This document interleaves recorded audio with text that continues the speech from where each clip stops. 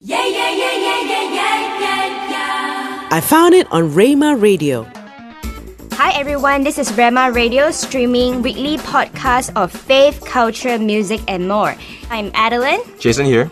And we are the hosts for you today. Refuge for the Refugees is a non-profit organization that seeks to raise awareness regarding the status of refugees in Malaysia, as well as provide education for refugee children. Refuge for the Refugees currently have 10 schools under their wing in Kuala Lumpur and Penang, and have just launched 25 schools in Myanmar. So, Heidy Quah, the founder of Refuge for the Refugees. Thank you, Heidy, for being with us today. Welcome to Rhema Radio. Thank you for having me. So, Heidy has started this RFTR when she was only 18 years old. So, what is the story behind this? How did it start at such a young age? Maybe you can tell us the beginning of this organization. Yeah, normal 17, 18-year-old would be out going for holidays, playing games, shopping. But what got into you, Heidi, to start a non-profit organization like this? So, at 17 years old, right after high school, I had about 4 months before I started college. And I decided that, instead of working, I wanted to spend these 4 months doing something productive and meaningful in my time. So after asking around, I found out about this refugee school in Sungai Besi that was really in need of support of English teachers. And the plan was really to just go in, to spend 4 months there, and get out once college started. But I think the 4 months there was a very defining 4 months for me. I went in thinking that I was there to give, and I was there to bless the community. But in return, I was receiving so much more, learning so much more from the children. My 4th month in there, I had about a week before I started college when I walked into the headmaster's office and told him that, hey, you know what? I'm done. My parents said I have to focus on college after. So here's me just ending my volunteering stint and giving you a 1 week notice. That's when he sat me down and told me, Heidi, you know what? It's fine because school will be closed down due to lack of funds. So from next month onwards, the kids actually won't be coming to school. So this is perfect timing. Don't worry about it. He was very, very nice about it. But I think there I was, after all that he said, I was still a very, very timid 17-year-old girl. I wasn't always outspoken. And I've never really done or anchored projects that required me to raise funds. But at the moment, I realized that I was about to pursue higher education, something that, many would consider, in at least my circle of friends, would consider a right to pursue further education. I mean, it's something their parents owe it to them. Yeah. And that these kids were being robbed of their only access to education. So I told him, you know what? Don't worry about it. Just give me a week and I'll find ways to raise funds. Wow. To at least pull us through for the next 1 month, and we'll find ways to keep the school going after. Yeah. So in that 1 week it was a really, really interesting week, being so new to fundraising, being so new to even project management. I still remember our first ever project that we tried doing to raise funds. We spent 2 full days baking, and going house to house to sell cookies. And after 2 really long, hard days, we only managed to raise 90 ringgit. So that's when I looked at Andra, my co-founder, and go Andra, how do we do this? We need to raise at least 2,000 ringgit. And after 2 long days of work, it's 90 ringgit. I mean, obviously, we weren't very business-minded people. And Andrea is also your classmate? Yeah, Andrea was we were same school, okay. High school. We were high school best friends. And so co-founders of Refuge Refugees. Co-founders of Refuge Refugees. Okay. Yeah. So we found other ways to start blogging about it, telling people about it. And in 1 week, instead of... God was really good. In 1 week, instead of raising funds to keep the school going for another 1 month, we managed to keep the school going for another 6 months. Sufficient funds came in and God really, really provided above and beyond. That's when we realized that people wanted to give. People wanted to support the work, and people are supportive of the work, just that they needed the right avenues to give towards. And I guess while we were spending that 1 week fundraising, and we were also spending that 1 week learning more about the plight of refugees in Malaysia. Who are refugees? What do they go through? Why do people need to be educated about refugees? And I guess the more that we learn about the plight of refugees in Malaysia, the more our heart for refugees grew, and the more, God kind of showed us His heart for the refugees as well. So about a few months down the road of running Refuge to Refugees as a project, we decided to turn it around into a non-profit organization. And even how it became a non-profit organization is a testimony in itself. Yeah. That's really amazing what you just shared, and it sounds like the trajectory was already set in motion. But can you take it one step back? And you mentioned that you were out looking for ways to contribute back to society to begin with. So it's like you were in your mind, you already had this idea, hey, you want to make a difference. What was going on in that mind of yours? I mean, at that time, at 17-year-old, yeah. So I went to school in Damansara Jaya.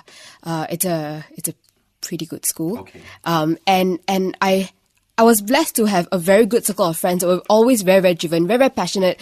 We always sit around in a canteen and talking about life issues and, what's going on in the country. But I realized, and, all my friends were outstanding people. They're not only brilliant scholars who got really good grades, they're all representing the schools in one way or another, whether it's in debate or cheerleading, and they're all people who wanted something more in life. So whenever we had these kind of conversations, I realized that how the conversation always ended was, there's these few issues happening in Malaysia, and we're always looking at people around us to solve these issues. For example, we'll talk about how the local underprivileged kids, the undocumented kids don't have rights to education, can't go to school. It's always, the government has to do this NGO has to do that. People are not working hard enough. But it was never really about what we could do. It was never about us. So it's always, the world has so many issues, but, it's other people's job, to fix these problems. But then that's when I realized that, you don't need to have it all before you could make a difference. You don't need to have a title. You don't have to have a lot of money. All you need to do is the heart. All you need to have is a heart to make a difference, and everything else will follow. Just one person impacted is a life change itself. And I know that my life was changed. I mean, I never always knew what I wanted to do in life, but from 1 up to Form 3, I was going through a very rough phase, just adjusting to secondary school and having different stuff happening at home. And yet I had this teacher at my weakest, when I was not performing in school, when I was not a star student, when I couldn't contribute, she decided to sow into my life. And her sowing into my life made that ripple effect, and that made me inspired to sow into other people's life as well. Yeah, it's so important that we have that one person that just encouraged us to multiply, the 2 loaves and the 5 fish that we have. And we can really see that in your life. So stay tuned with us for the challenges that Heidi have in starting her school. Rhema Radio. Hi, I'm Kip Yen from Tabernacle of Day Spring. Fasting, to me, it's not necessarily about food, but it can be about God asking you to temporarily give up something that you like or something that you need, with the purpose of enhancing your discipline and also to come closer to the Lord. So be blessed, fast as the Lord leads you, and may you grow stronger and deeper in a relationship with Him. Thank you.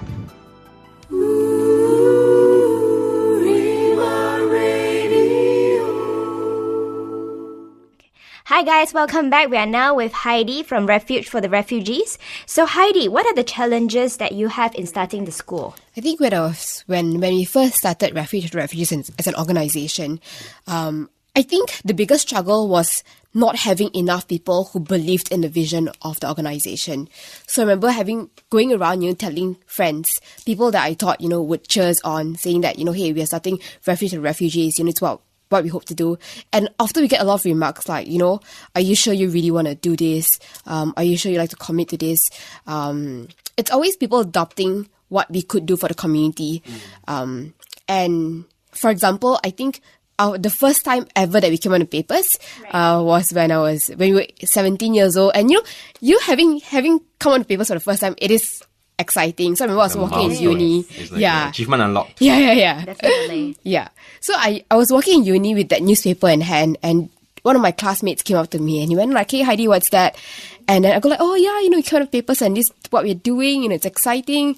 And he just looked at me and he just told me, Heidi, when will you grow out of your bubble? Do you think that you can really make a difference? Wow. Yeah. Was it someone close or? No, it wasn't someone close, but it was someone that was one of the taikos in class, well respected. So for something like this to be coming from him, right, I was quite taken aback. And it got me thinking like, it got me doubting myself for a bit, like, really, what was I thinking? I mean, did I really think that I could make a difference? Yeah, so we had a lot of doubts, especially when we were new. People were skeptical, because we're 18-year-old kids.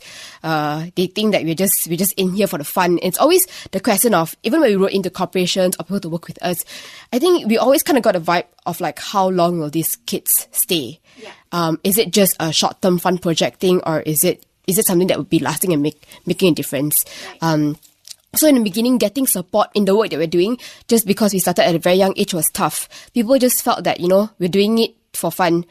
People think that we didn't know what we were getting ourselves into. That's why they didn't want to invest and follow up with us. They didn't want to support our journey. They didn't want to mentor us and walk with us. So it's actually a journey to gain the trust of people around you that you're taking this seriously. Yeah. I would say like the starting point, it must be quite a hard first few years, maybe. Yeah, I think it was a very, very tough first 2 years, especially just trying to get a name out, trying to tell people really the heart of why we do what we do, the heart of education for the children as well. It was tough until, I guess, because especially being such a young organization with no backing, people wouldn't exactly want to support you, right? Because you don't know the networks, you don't know people around you, you don't have connections with the networks who do the same work as you do. I'm thankful that especially when we first started 2 years ago, there were people who stuck by, there were people who were supportive and who choose to believe in our vision before anyone else did. And that was the very beginning. I guess that really gave us hope that, hey, at least a few people care about what we do, a few people believe in the vision, and a few people chose to sow into that vision and grow that vision with us. And sometimes also the response makes a big difference. Right? I mean, these kind of questions will come. Yeah. And then it can either stop you from doing what you're doing, or it can actually spur you forward. You're taking it as something that, hey, the question you need to ask yourself is, should you do it? Yeah. That's one question you got to answer. Should you even do this thing that you're doing? Yeah. And then the next question is, can you do it? Yeah. I mean, like you rightly said, you're 17, you're 18, you don't have the experience. Yeah. And then after that, it's like, how are you going to do it? Where are you going to even start? Yeah, we had a few people to answer our questions, but one of my most significant moments was going online and reading about this lady. Her name is Dr. Hartini Zainuddin. She's quite well known in the industry as a child advocate and, helping, very active in the human rights scene. So I read about her and I thought, wow, this lady, she's brilliant. And this tiny part of me went like, maybe you should try writing into her. And I don't know what gave me the courage to do so, but I decided to drop her an email and really not expecting a reply because who's this Gucci rat, right? But she replied immediately and she even went, hey Heidi, would you like to go out for coffee with me? Just to talk more about, what's on your heart? Yeah. And I guess for someone that's so well respected out in the scene to take time out to sit with me really gave me a boost of confidence that, hey, someone believes in the work that we do. It was even before I started Refuge to Refugees as an NGO. Someone believed in me when I said, hey, I want to make a difference in society. Yeah, that really was one of the life-changing moments where I got to sit with Dr. Tini and talk about Refuge to Refugees. I mean, it's amazing because everything that we spoke about that day, of course, did not come to fruition, but how God just led us to different connections because she heard about what we wanted to do and then she connected us. So she's so well-versed with the field, so she managed to get us connected with quite a few people, and we found that really, really helpful. Dr. Tini, who are not familiar with the work, what is it that she does? So Dr. Tini, she wears many, many hats, and she does a lot of things. But one thing she's most well known for is as an advocate for human rights. She works with a lot of children. She deals with a lot of cases where, the kids are transitioning from abused families to having foster parents. So, she works with a lot of children in general. Okay. We're going for a break now, and thank you, Heidi, for sharing about your journey with the school. And stay tuned. When we come back, we'll talk more about how we as Malaysians can help the community of refugees in Malaysia. Rhema Radio. Living Hope is an NGO for children, for the poor, needy, and marginalized. We need help in the form of volunteers as well as in the form of finances. Do come in with your time, your talents, and your treasure. And we need people from all ages, from young to the older ones. Do come and help us. And we are at directly opposite the Starling Mall in Uptown, and our telephone number is 03-772-75887, and our website is www.livinghopeglobal.org.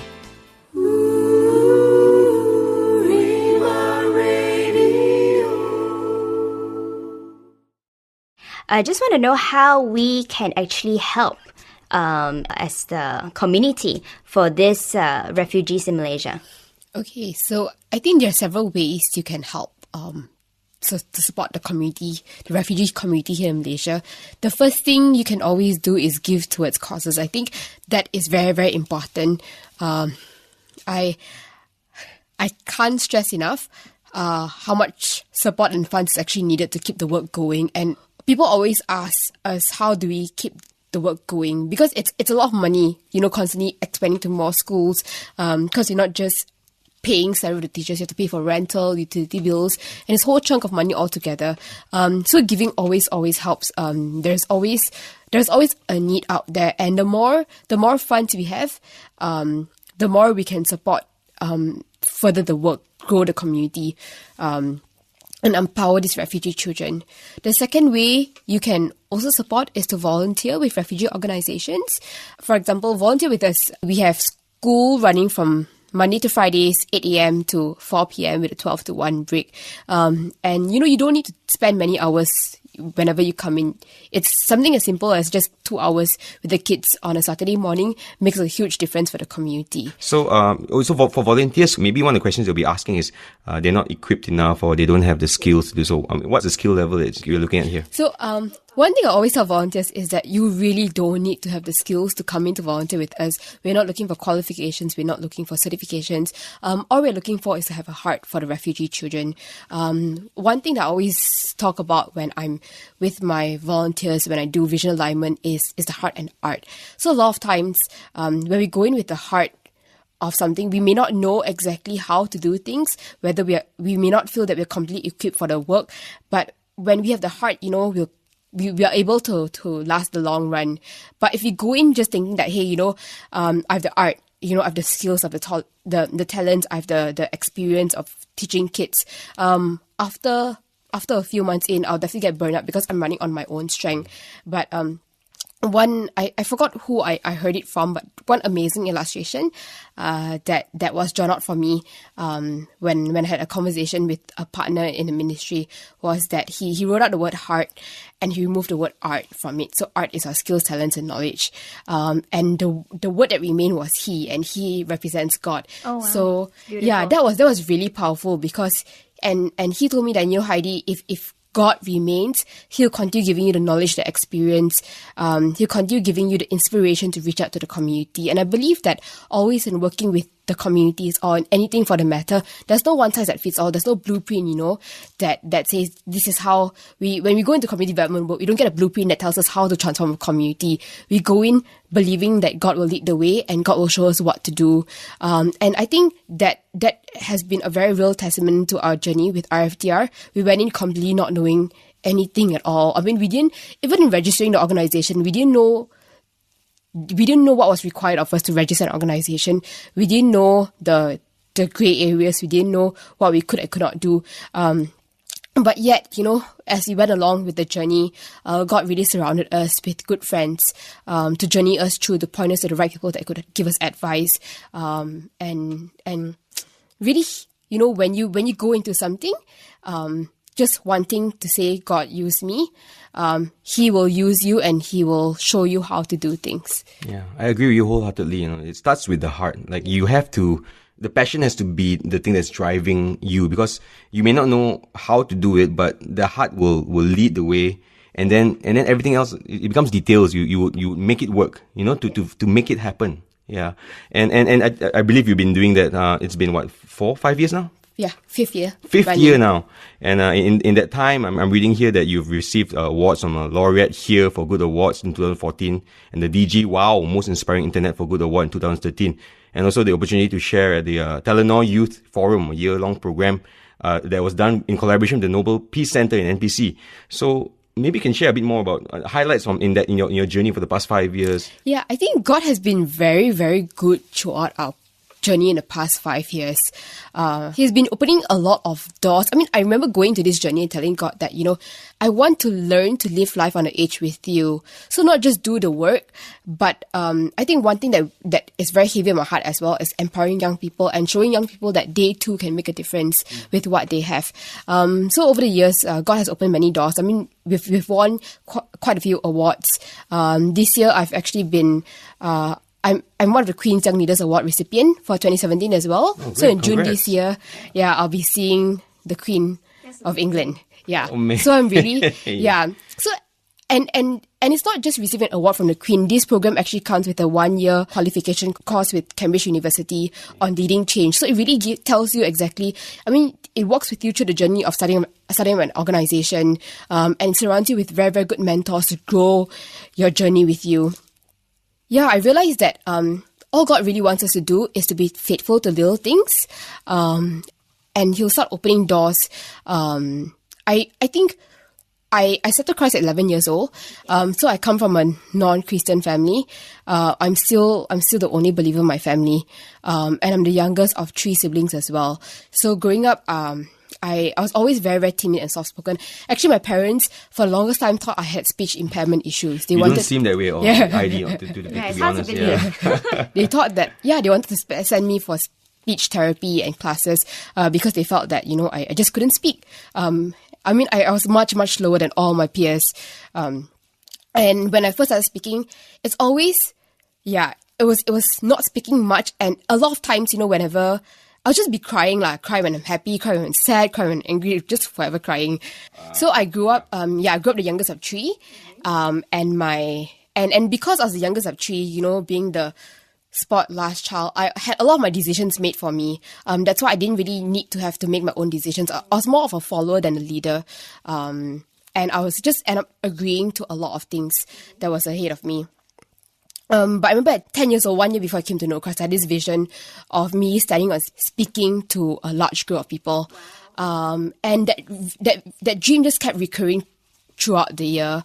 And I mean, there was no God to ask, what was this dream about then. So it's more like, it just kept playing in my mind because I know that I was not someone of that capacity. And at 10 years old, whenever I see people on stage, it was more like you have to be a singer or a dancer. And I know that I can't dance to save my life. I can't sing either. Have you tried? Have you tried those two things? No, I tried. I think I'm very sure I'm tone deaf. Very sure I'm tone deaf. Okay. My kids tell me that I'm tone deaf. We won't ask you to sing a song. I know I can't dance for sure. So it's always like, what was that vision about? Then 1 year later, I came to know Christ. And growing up, God always kind of reminded me that as much as I serve the refugees, He would use me as a mouthpiece to empower the young people as well around me to find their purpose in life, to find their worth and value. And that's when He started opening doors for me to travel to quite a few places, to work with young people, to help them discover their why, help them discover their purpose, help them discover what can they do at a young age. So it's been a really amazing journey so far because God has just been doing above and beyond, doing things. I mean, I think I went in just saying that God, I'll teach these kids. I'll spend 2 hours a week with these children. But He ended up doing so much more and beyond when we started being faithful with the community. When we started being faithful to the things that He entrusted upon us, He started opening doors for us to speak and train and empower young people. He started opening doors for us to travel and learn from people who are very well versed in industry, and I've been really blessed lah. I think to be just encountering God in such an incredible manner throughout our journey, because every little step, every little achievement per se is always a reminder of how much He loves us and He cares for us, and how it's really He has an amazing plan crafted for each and every one of us. The journey can be lonely at times. It can be a struggle. I mean, there are times where I wake up and go like, I wish someone just shared this same burden. Someone just felt the weight on my shoulders. But then, you can get to a place where it's, you're just bitter in that sense. Right. Because why don't people understand? Yeah. But yet at the same time, that's when God tells me, Heidi, I have a very unique plan crafted. I mean, it's instead of, feeling frustrated, you should feel privileged because I handpicked this journey for you. Right. It's like God handpicked the valleys and the peaks for you, and it has really made you grown as a more mature person in the compared to the time when you started 5 years ago. Yeah, and I mean the journey hasn't been easy. It's been lots of ups and downs. We've been there are times where we've been harassed and stalked, and I think there's this time as well where we were. So my co-founder Anja was driving a new car. She just got a car for her 21st birthday.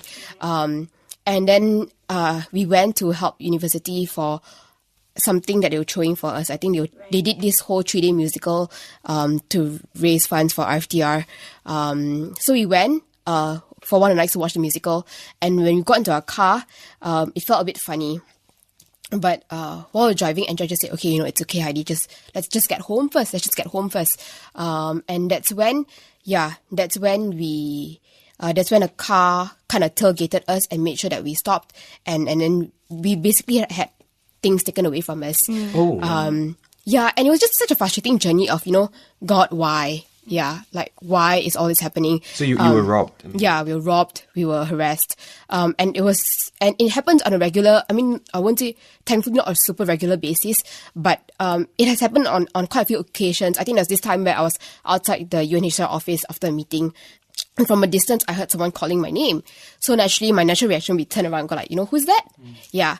And then this guy just zoomed past me and he snatched a file that I was holding. The amazing thing is he didn't even snatch a bag that I was holding. It was more like he snatched a file and that I was holding. And he called you by name first. Yeah, he called me by name. This kind of things happens. And I remember when we sent in Andrea's car to the workshop to check, we thought, maybe we hit into something or we drove over something. The mechanics actually confirmed that the car tires were slashed because it was very, very deep cuts and by people wanting to get back at us. It's a very real struggle. At the same time, along with, everything that happens in our personal life, things with family, things at home, because it's always, whenever we enter through a stormy season, it's always God, why? And I think sometimes as Christians, or maybe it's just me, it goes like, God, am I not serving you enough? Why is all this happening? And when I step back and look at the bigger picture, he then reminds me that he allows me to go through these seasons for a reason. Right. And in this season, I discover him so much on a much deeper level. For example, this year's a year full of travels for me. I'll be traveling quite a bit to work with young people. A lot of these young people are people who are broken, people who are struggling to find their identity, people who are going through things at home. But I wouldn't be able to walk through and do life with these people if I haven't gone through these things myself. Wow, just hearing from you, you really have to sacrifice a lot. Heidi is still a student. You're still studying in INTI, and she's juggling her studies and this non-profit organization. What can you do? The same question that Heidi asked all those years ago. How can you make a difference? I think really it's just that first step and believing it. And for those of you who want to help Heidi and help the refugees through this organization, how can they reach out to you, Heidi? You can search us up on Facebook, Refuge to the Refugees. Drop us a message there and we'll get back to you. That's REFUGEFORTHEREFUGE. Yes. That's right. Refuge for the refugees. Yeah, all right. That's right. Okay. So thank you, Heidi, for sharing. I'm sure that all of our listeners could feel really the heartaches and also the high points of her journey. God didn't promise us a journey of, an easy journey, but He promised that He will always be with us. So thank you, and we hope that all of you will have a good week. You have been listening to Heidi Quah, founder of the Refuge for the Refugees, and this is Adeline And Jason. And we are signing off.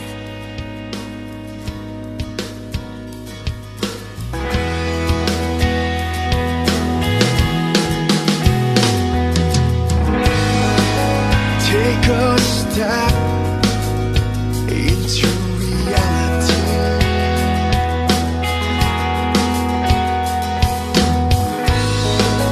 Draw the curtains and you'll see.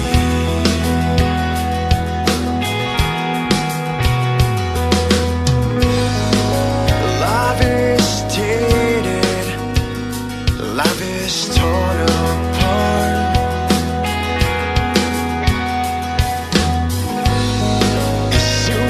Living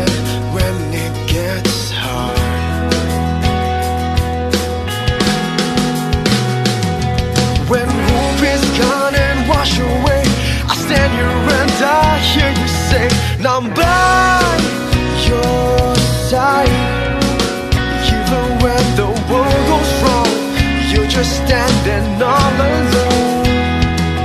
You're by my side, even when the road is long. You're all I need to carry on.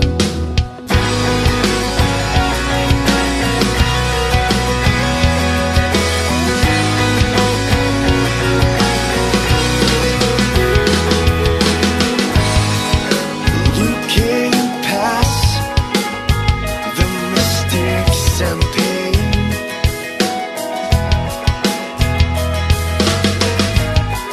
I'm on my way back to my memory lane. My eyes wide open, your body's broken. You're not waiting for you. You're not waiting for you. When hope is gone and wash away, I stand here and I hear you say, now I'm by your side. Even when the world goes wrong, you're just standing all alone. You're by my side. Even when the road is long, you're all I need to carry on.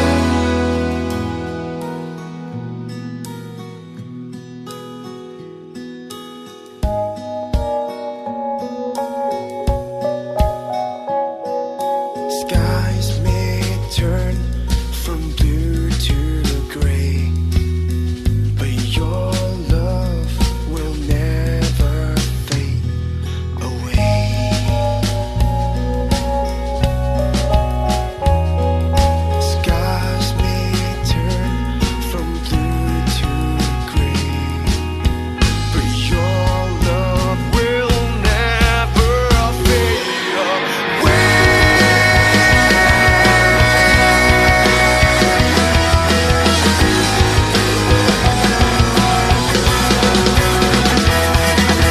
Skies may turn from blue to gray, but your love will. This segment's episode features music by Four Letter Story.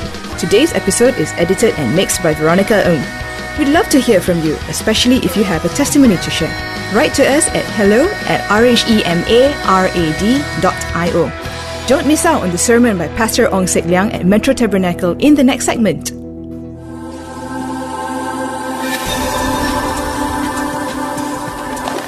You're listening to Rhema Radio.